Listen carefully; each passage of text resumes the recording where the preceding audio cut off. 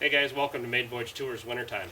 One of the things I hear most often is they did not allow enough time for, the Northeast Iowa, Southwest Wisconsin experienced Marquette, McGregor, Prairie du Chien, Alameda County when they come up here, all the things there are to do.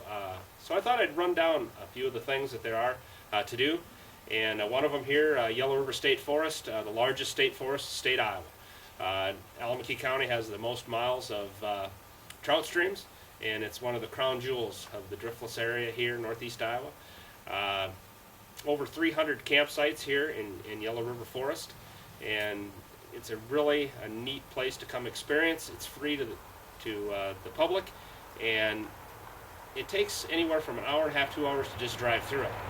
If you wanted to explore Yellow River Forest, 2 days would be a good start. Good luck, and isn't that right, River?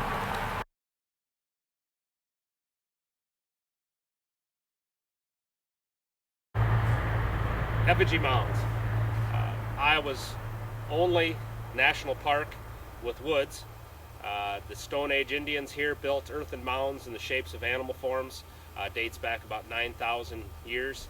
There's 14 miles of trails here. It's all free and open to the general public daily, and it's really something neat to do here.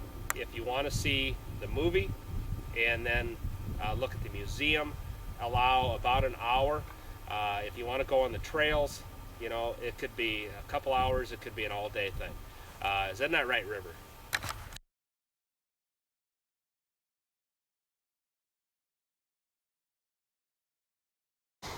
Upper Miss Refuge, 260 miles from Savannah, Illinois to Winona, Minnesota. 1924, a man by the name of Will Dill became concerned when he heard of a rumor to build locks and dams in the Mississippi River. He was worried for the wildlife along the Mississippi River, and he got together with some like-minded people, and in 1924 they ramrodded legislation through, creating the Upper Mississippi Wildlife Management Area and Fish Refuge since 1924. It's all open and free to the general public. It's one of our jewels here on the Midwest, and isn't that right, River?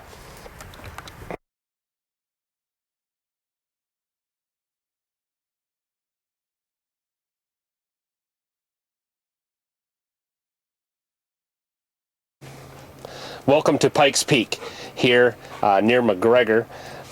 Zebulon Pike commissioned in 1805 to find the headwaters of the Mississippi River. He found St. Paul, and he spent the winter with some Native Americans up there. And before he left in the spring, he named an island, Pikes Island.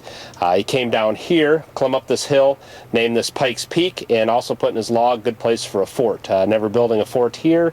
He got on his mule, rode west, got out to Colorado, named another Pikes Peak that's a little taller than our Pikes Peak, but we have the original here.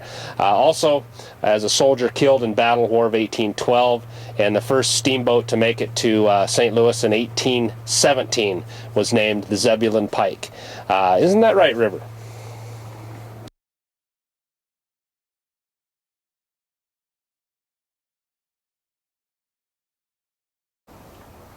In addition to Zebulon Pike and Pikes Peak here, this place has a lot of history. In fact, 1673, Father Marquette and Joliet discovered the Mississippi River here at the confluence of the Wisconsin River meeting the Mississippi River. It was discovered here, the Mississippi River. We don't always think of that. Maybe the mouth where the Ohio comes in or something, but it was the overland route between the Great Lakes and the Mississippi River for the fur trade that Father Marquette and Joliet discovered the Mississippi River here near Prairie du Chien and Pikes Peak. And thank you. The confluence of the Wisconsin River here meeting the Mississippi River. This is something that you will see on Maiden Voyage Tours. We will come down here on a daily basis on the open boarding. Right here is where Father Marquette and Joliet discovered the Mississippi River. Through the railroad bridge there and out into the Mississippi River. And neat place in history.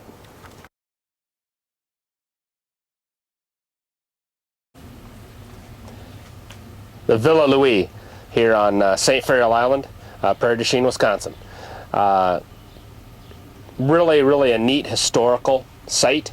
The Dolphman family from the 1840s came here to buy furs, ended up buying land, and became Wisconsin's first millionaire family. Here, daily tours through the summertime. It's $10 for adults, and it's $5 for kids. Senior rates available, and also group rates available. This is really a must-do when you come to the Prairie du Chien area here. The villa, go on the top of the hour, get the guided tour through the mansion. The folks here dress up in period costumes, and it's really one of the finest things we have in this area.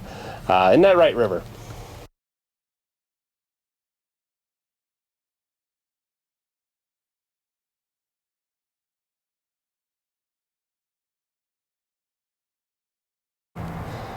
Welcome to McGregor, Iowa. I'm based out of McGregor here with Maiden Voyage Tours here down along the riverfront, but McGregor itself, one of the neat old world towns here that's left it pretty much intact from the 1800s.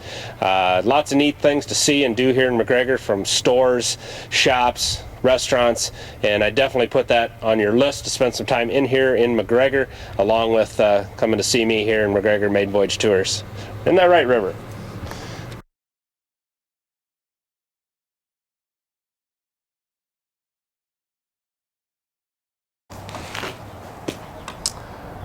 Welcome to Marquette, Iowa, old railroad town.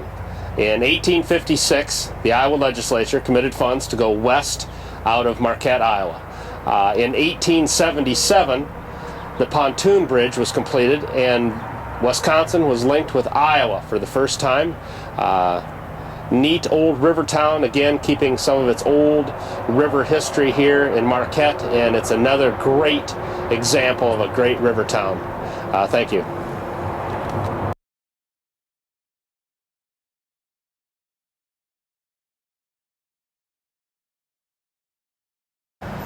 Welcome to Prairie du Chien, Wisconsin. Prairie du Chien, Prairie of the Dog. There's some debate about whether the Indian chief's name was Dog or he liked to eat dog, maybe both. Legendary old river town here, downtown Prairie du Chien. Thank you.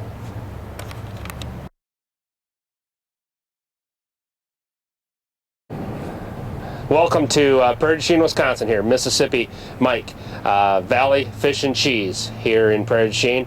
You know, Mike is one of the last of the true guys that goes out, hunts and fishes and makes a living doing it. I talk a lot about that kind of thing on the boat, commercial fishing, clamming, trapping from years ago to date, and Mike is one of the last. He still makes his living off the river here. If you stop in, his fish locally caught, smoked. He has great Wisconsin cheeses, and you know, it's really a neat stop, and give Mike a hard time if possible. Thank you. Fort Crawford, in history, of course, was 1673. Father Marquette and Joliet discovered the Mississippi River, and then, of course, the French to the English, of course, to the United States. The fort here, really interesting. Open daily, $5 for adults, $3 for kids. Both Fort Crawford and the villa have the ability to call them with group rates, and you can also get a representative to get on a bus or a group of minivans or something and shuttle you around the town to some of the various sites and give you a tour of the town also. Be sure to do that. Isn't that right, River?